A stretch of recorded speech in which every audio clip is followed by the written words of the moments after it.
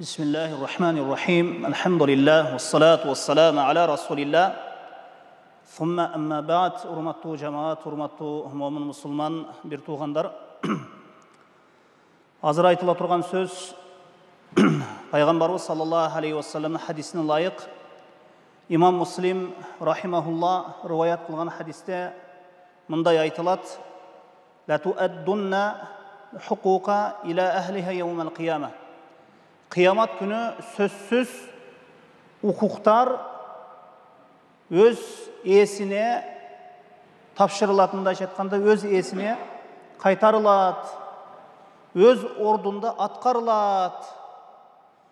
Kala verse hatta yuqada lişatil celaha min şatil qarna. Kala verse müzdü qoçqor bul dünyada müzsüz qoçqordu süsüp koygandığı üçün Allah Taala oşol canavarlardan arasındagı hayvanlardan arasındagı hüküm kılıp müzdü qoçqordan müzsüz qoçqordan akısını alıp beret eken. Mına şunçalık mına şunday sot bolat, mına şunday esep kısap bolat. Hiç bir insan kıpınçalık amalından dağı bir kıpınçalık, bir dançalık жақсы işi bolsun, jaman işi bolsun, hiç bir jaka oşol жақсы işi dağı, jaman işi dağı hiç bir jaka ketip kalbaydı, jogolup ketpeydi. Allah Taala har bir nerseni keltiredi. Ema hazırkı kezde mına vallahi alam Allah har bir nerseni özü bilүүчү zat. Gün sayın kede biz üröydü uçurgan, oşol töbe çaçın tik tura turgan mına şunday kabarlarda bir jaman kabarlarda ugup atabız. Mına jaş kızdardı zorduktoo boyunça, zombuluk kılуу boyunça bunun barısı zulüm, bunun barısın şariatыбыз, İslam şariatı ayıptaydı. Bul nerselerden barısı bul İslam şariatı boyunça öte kattуу karala turgan çoğun künölörden, öte bir jaman işlerden bolup sanıladı. İslam şariatı mınday zökürdük, oşol mına şunday zombuluk kılgan, zulüm kılgan adamdardı bul dünyada dağı jazasız kaltırбай, жана ahirette dağı jazasız kaltırбайт. İnsan bul jaşоодо kimdir birөө tarabынан hukuku buzuluşu mümkün, bir adam tarabынан bir jamanlık körüşü mümkün. Bирок oşol jamanlık kılgan adamlar, jaman buzuk iş jasagan adamlar eger bul dünyada kayсы bir sebepler menen oşol jaman işlerinden kutulup kete turgan bolsa, bari bir alar ahiret günü bari bir karmalat, bari bir tutulat. İnsan tozoko bararı, je beşke bararı anık bol oturgan günü, kıyamet günü sözsüz adamdardın hukukları biri-birine alıp berilet. Buna karasanız hadiste aytılып jatat. Oşol müzdü qoçqor müzsüz qoçqordu süsüp koygandığı üçün müzdü qoçqordan müzsüz qoçqordun akısını alıp beret eken. Ушунчалыk adalettүүлүк болот. Эми мына Araplarda dagы bir jaman bir adat бар эле İslamга чейин. Жаш bir kız үй бүлөдө bir kız төрөлө турган болсо, алар үчүн bir кадыр барк эмес эле, bir şermenделик эле, ошол жаш kız баланы көмүп салышат эле. Allah Taala mına Kur'an-ı Kerim'de oşol kıyamet gün bolgon kezde emne sebepten sen öldürüldün, emne sebepten sen kömüldün degen suroo koyulunat eken. Mına gün sayın mına kedi mına uğup kalıp atabız, onda jaman işleri bolup ketip atat.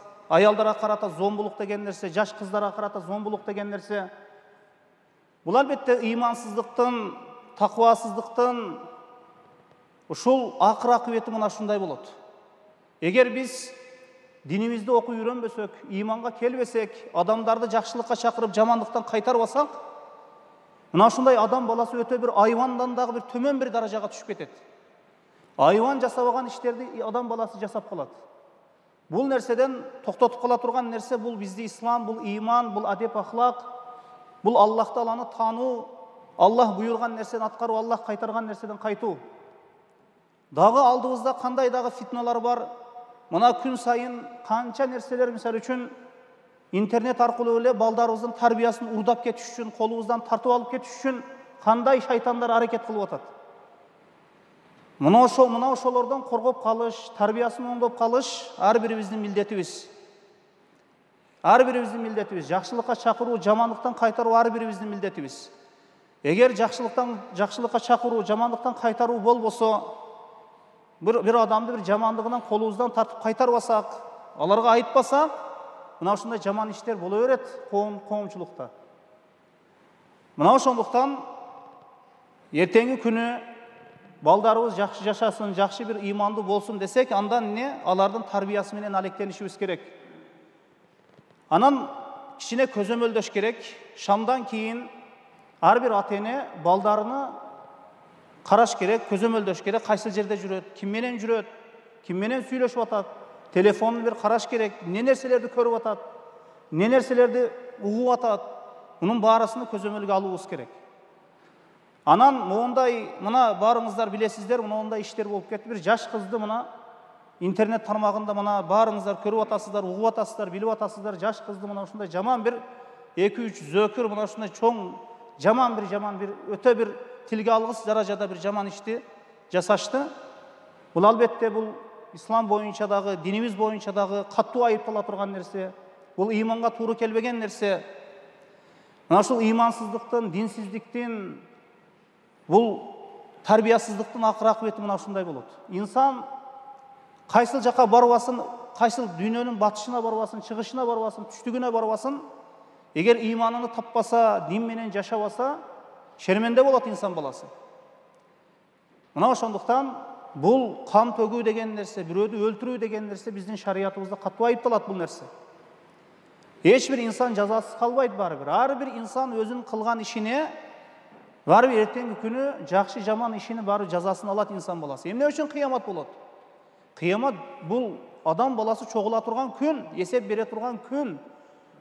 Мисалы үчүн адилеттүү bir инсан, жакшы иштерди жасап жүргөн адамды аны сыйлыксыз калтыруу бул Аллахтын адилеттүүлүгүнө туура келбейт.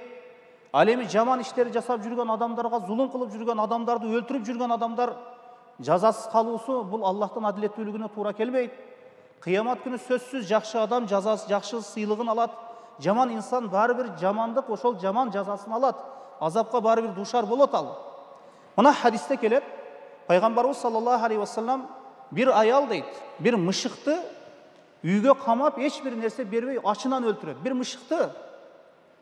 Пайгамбарыбыз саллаллаху алейхи вассалам ошол мышыкты коюп берсе, барып туруп жерде bir кыймылдап аткан нерсени барып жейтеле дейт. Bir нерсе чычканды, bir нерсени тутуп жейтеле дейт. Ошол максатта ошол жаныбарды кыйнап өлтүргөндүгү себептүү Аллах Тааланы тозокко салды дейт. Тозокто азапталып жаткандыгын көрдүм дейт. Эми азыркы кезде жүздөп адамдарды өлтүрүп аткандар бар.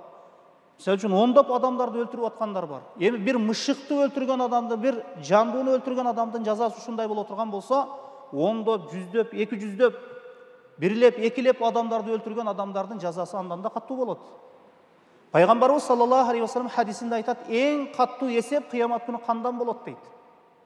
Кандан болот дейт. Мына ошондуктан ар бир төгүлгөн кан бул жөн калып кетпейт. Мына ошондуктан жаштарга эми мусулмандын каны, жаны, намысы өтө бир ислам шарияты боюнча урматтуу экендигин айтышыбыз керек, билишибиз керек. Мына ушул акыйда, мына ушул нерсе, мына ушул ишеним биздин жүрөгүбүздө жашаш керек. Анан ыйман деген нерсе бизди көп бузук иштерден, көп жаман иштерден кайтарат. Мисалы үчүн кээде жүрөгүңө ар кандай жаман ойлор келет.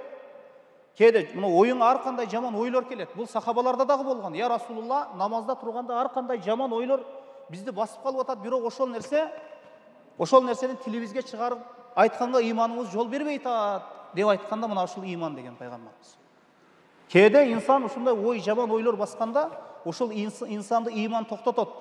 Кой деп инсанды ыйман токтотот. Мол ыймандын неиматы, бул мечиттин неиматы, исламдын неиматынын не баалашыбыз керек. Алхамдулилла, мына ошондуктан балдарыбыздын тарбиясына көңүл бурайлы. Айрыкча азыр нол жаш, переходный возраст деп коет, мына каны кайнап турат азыр балдарды. Азыр ушундай балдарга мисалы үчүн мындан ушундай кичине тарбиялык сааттарды айтышыбыз керек, кичине айтышыбыз керек, бири-бири менен ушташпасын, бири-бири менен урушпасын. Чоңдор болсо ошол жаштарга кичине акыл насаатын айтсын. Мына ошентип ар бир инсан ушинтип жакшылыкка чакырып, жамандыктан кайтарганда ошол жерде береке болот, жакшылык болот, ынтымак болот. Anan bir жаман işti көрüp bir öz tiyaka basıp kete versek, anan onday жаман işler bolup atat arkanda zöküрлük, zombuluk. Bunu aytpasak erteң bizdin bul jerde kaytalanbayt, bul nerse bolbayt dep echkim garantiya bere albayt. Mına ошондуктан ар бирибизде кыз бала бар, кыз баланы өзгөчө карашыбыз керек.